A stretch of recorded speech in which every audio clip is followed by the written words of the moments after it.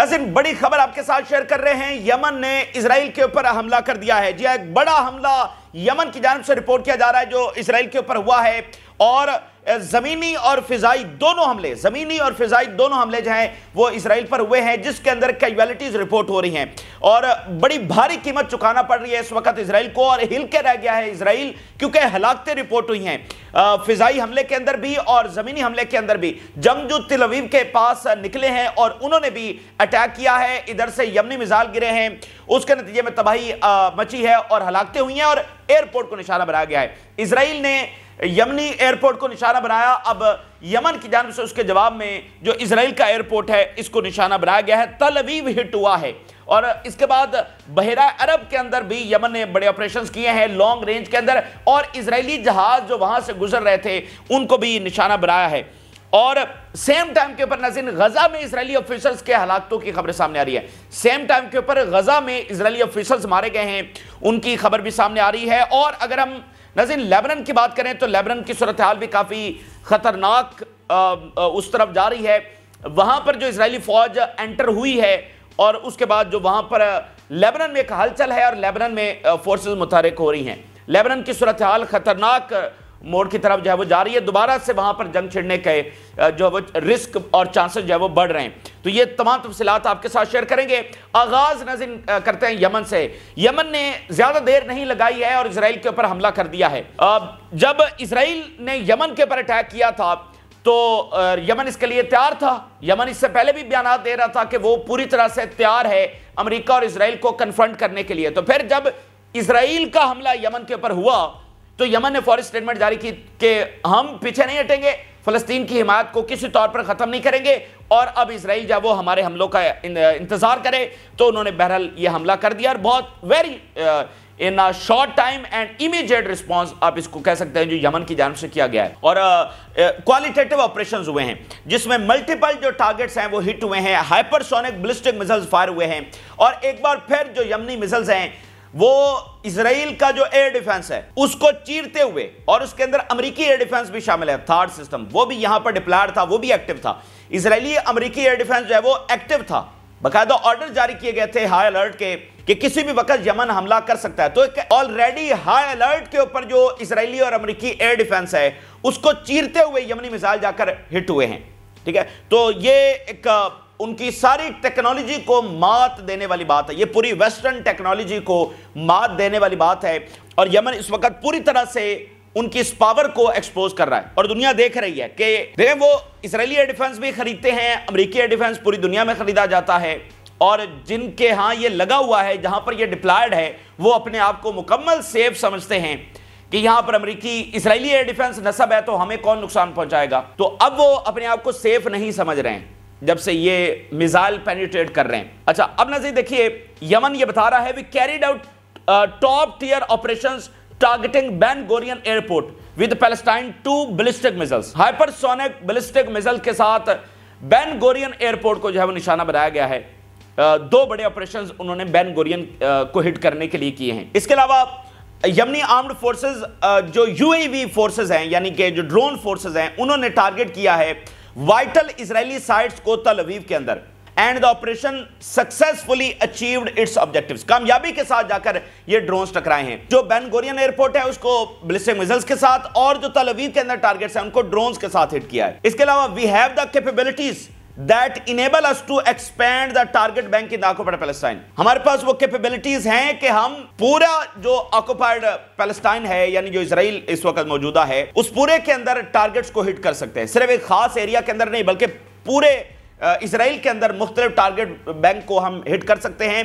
और आने वाले अब टाइम के अंदर to include more vital facilities belonging to the enemy, हम जो ज्यादा दीगर वाइटल फैसिलिटीज है वो भी हिट करने जा रहे हैं, जिसमें ऑयल फैसिलिटीज हो सकता है, जिसमें गैस फैसिलिटीज हो सकती हैं और जिसमें गैस रिजर्वायर्स हो सकते हैं। इसके अलावा और बहुत सारे वाइटल टारगेट्स हैं। इसको अब यमन कह रहा है कि हम शामिल करने जा रहे हैं अपने हिट लिस्ट के अंदर। The missile succeeded in reaching it's target despite the enemy secrecy. उन्होंने बहुत कोशिश की लेकिन इसके बावजूद यानी दुश्मन की सीक्रेसी के बावजूद हमारे जो मिसाइल हैं वो पेनिट्रेट किए हैं, ये यमन कंफर्म कर रहा है।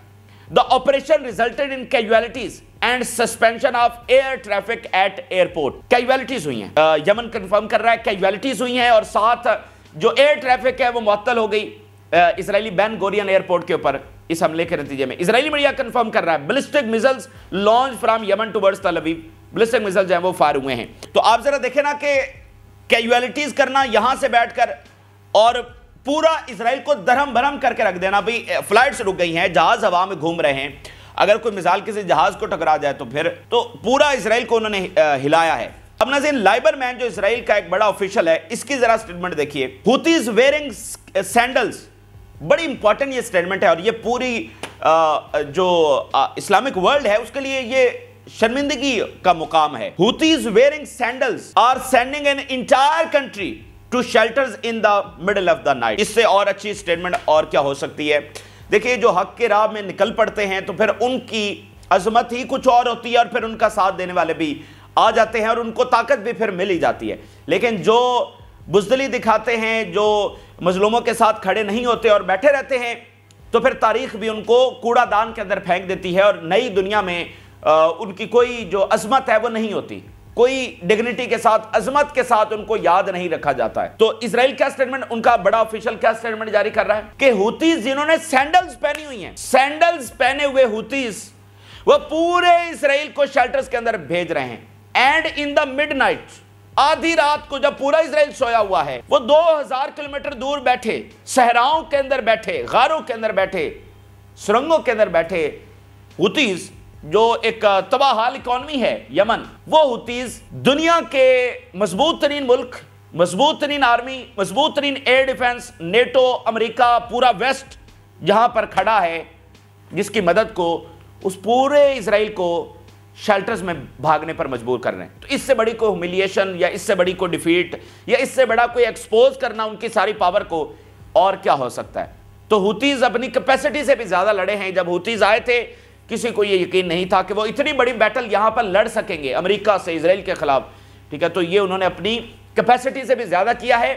तो देखिए, इससे और बड़ी शिकस्त क्या होगी, तो आप जरा अगर अंदाजा करें तो ये टोटल डिफीट है इजराइल की। 16 महीनों के बाद वो रेजिस्टेंस को एलिमिनेट नहीं कर सका है, बल्कि रेजिस्टेंस और पावरफुल हुई है। तो अगर आप नाज़रीन गौर से देखें तो ये डिफीट है इजराइल की।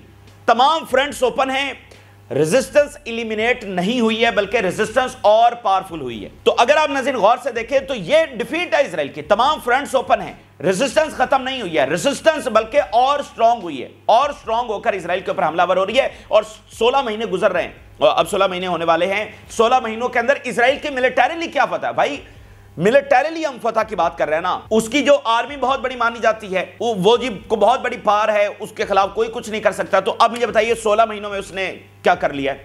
बम ही गिराया ना सिविलियंस के ऊपर। अभी भी जो यमन के ऊपर अटैक किया है, इंटरनेशनल एयरपोर्ट को निशाना बनाया, यूनाइटेड नेशन के जो नुमाइंदे हैं वो उसके अंदर निशाना बने। तो उसके पास एयरफोर्स है, आगे किसी के पास एयरफोर्स है नहीं। उसकी एयरफोर्स आती है, वो सिविलियंस के ऊपर बम गिराती है, चली जाती है, ठीक है। तो ये तो दुनिया का भी काम है कि वो देखे कि एक इवल ताकत के हाथ में उन्होंने ये सारी टेक्नोलॉजी दे दी है जो सिविलियंस के खिलाफ इसको इस्तेमाल कर रही है। तो फिलहाल उनके पास ये वाली ताकत तो है, उनकी एयर सुपीरियरिटी को फिलहाल कोई चैलेंज नहीं कर पा रहा और उनकी एयर सुपीरियरिटी अगेंस्ट सिविलियंस इस्तेमाल हो रही है। तो वो अपनी ताकत इस्तेमाल कर रहे हैं, लेकिन क्या वो अपने अंजाम से बच जाएंगे? ये तो नहीं होने वाला। आज 50% इजराइल कह रहा है कि हम तो कोई स्टेट ऑफ इजराइल का कोई मुस्तकबिल ही नहीं है, ठीक है। तो ये एक बड़ी बैटल जो हमास ने लड़ी है, यमन ने लड़ी है, जो हिजबुल्लाह ने लड़ी है, ये याद रखी जाएगी, ठीक है ना। फाइनल आउटकम जो भी आएगी याद रखी जाएगी। जो बैटल यहां पर रेजिस्टेंस ने लड़ी और बहुत बड़ी कुर्बानियों के साथ लड़ी है, और हर मुल्क ने भी कुर्बानियां दी है। जैसे लेबनान के लोगों ने कुर्बानियां दी है, यमन के लोग अब कुर्बानियां दे रहे हैं, तो लोगों ने भी कुर्बानियां दी हैं, रेजिस्टेंस ने भी कुर्बानियां दी हैं। अब नाज़रीन, जहां एक तरफ ये फिजाई हमला हो रहा था जिसके अंदर हलाकतें हुई हैं, यमन ये कंफर्म कर रहा है, तो जमीनी हमला भी हुआ है सेम टाइम के ऊपर। तल अवीव के पास कुछ जंगजू निकले हैं, उन्होंने जमीनी अटैक किया है और उसके अंदर भी ये हलाकतें रिपोर्ट हो रही हैं। हर्जेलिया का ये इलाका है, ये तल अवीव के बिल्कुल साथ है हर्जेलिया, वहां पर ये अटैक हुआ। इजरायली मीडिया इसको कंफर्म कर रहा है। Initial report of shooting incident in Herzliya and there are a number of injuries and one of them very serious. Large force present at the scene of the shooting incident in Harzelia. बहुत बड़ी force अब वहां पर पहुंच चुकी है। And announcement of the death of the settlers. who was injured in the stabbing operation in Herzliya. Shooting attack भी हुआ है और स्टैबिंग अटैक भी हुआ है, यानी गन के साथ भी हमला हुआ है, चाकू के साथ भी हमला हुआ है। और जो जख्मी हुए थे उनमें से एक को डेड डिक्लेयर कर दिया गया है। ये हर्जेलिया के अंदर ये बड़ा वाकया हुआ है। यानी आप अगर रिकॉल करें नाज़रीन, तो जब लास्ट ईरान ने अटैक किया था तो आपको याद है कि तल अवीव के अंदर क्या हुआ था। एक तरफ ईरानी मिसाइल गिर रहे थे तो दूसरी तरफ तल अवीव के अंदर कुछ जंगजू निकले और उन्होंने शूटिंग अटैक्स किए मुख्तलिफ जगहों के ऊपर। यानी एक तरफ ईरानी मिसाइल गिर रहे हैं, एक तरफ जंगजू निकले हैं तल अवीव की सड़कों और गलियों के अंदर और वो वहां पर अटैक्स कर रहे हैं। तो आज भी कुछ उससे मिलता जुलता हुआ है। वो जरा बड़े स्केल के ऊपर था, ये जरा कम स्केल के ऊपर है जो जमीनी हमला हुआ है इन कंपैरिजन, लेकिन ओवरऑल तो बड़ा हमला है। यानी सेम टाइम का ये होना ये गैर मामूली है। उधर से यमन का हमला, इधर से सेम टाइम के ऊपर वो निकले हैं जब एक भगदड़ मची हुई है इसराइल में, क्योस है, पैनिक है, सायरन्स बज रहे हैं, लाखों इसराइली शेल्टर्स की तरफ भाग रहे हैं, फ्लाइट्स कैंसिल हो गई हैं, इमरजेंसी डिक्लेयर हो गई है, एम्बुलेंसेस भाग रही हैं, हॉस्पिटल्स हाई अलर्ट के ऊपर है, पूरा इसराइल दरम बरम हो गया। इस टाइम वो जंगजू निकले और उन्होंने अटैक किया। ठीक है, तो ये उससे मिलता जुलता वाकया। तो क्या इनका ऐसा कोई नेटवर्क है जो इसराइल के अंदर पेनिट्रेट किए हुए है? ये मतलब बार बार ये सवालात उठते हैं कि भाई ईरान इसका मतलब क्या वो पेनिट्रेट अंदर कर चुका है? इधर से ये हमला करते हैं, सेम टाइम के ऊपर वो जंगजू अंदर से निकलते हैं। सेम टाइम के ऊपर नाज़रीन यमन ने एक और ऑपरेशन भी किया है इजरायली बहरी जहाजों के खिलाफ। और ये स्कूतरा जो यमन ही का समझ लें कि उनकी टेरिटरी है, उस आइलैंड से फासले के ऊपर अरेबियन सी के अंदर इजरायली जहाज आ रहे थे और उनको निशाना बनाया गया है ड्रोन्स के साथ। ये लॉन्ग रेंज के अंदर ऑपरेशन हुआ है, रेड सी के अंदर नहीं, अरेबियन सी के अंदर। Yemeni armed forces UAV targeted the vessel Centra Ursula in Arabian Sea east of the island of Socotra using multiple drones and the strike was direct and precise. कामयाबी के साथ उन्होंने drone से hit किया है बहरी जहाज को और उसका नाम भी बताया है और कह रहे हैं डायरेक्ट एंड प्रिसाइज स्ट्राइक हमने की है। अल अरेबिया भी इसको कंफर्म कर रहा है। हुती ग्रुप से it targeted ship near Socotra with drones. ये जो हुतीज एक बड़ी पार बनकर आप सामने आए ना, अरब वर्ल्ड इनसे खौफजदा है पूरी तरह से। एक स्टेटमेंट भी अरब वर्ल्ड ने हुतीज के खिलाफ नहीं दी है, हालांकि पूरी अरब वर्ल्ड ने पिछले कई सालों से जंग की है, जंग छेड़ी है अगेंस्ट हुतीज। ठीक है ना, पूरी अरब वर्ल्ड ने जंग छेड़ी है। तो अब वो वहां पर थार सिस्टम लगा हुआ है गल्फ कंट्रीज के अंदर और यहां से यमनी मिसाइल 2000 किलोमीटर दूर जाकर हिट कर रहे हैं। तो देखें पूरे का पूरा मिडल ईस्ट आ गया ना। अभी हुतीज और अरब वर्ल्ड का जो सीज फायर है वो मुकम्मल तो नहीं है, वो तो एक आर्जी सा सीज फायर है, वहां कभी भी सूरत हाल खराब हो सकती है।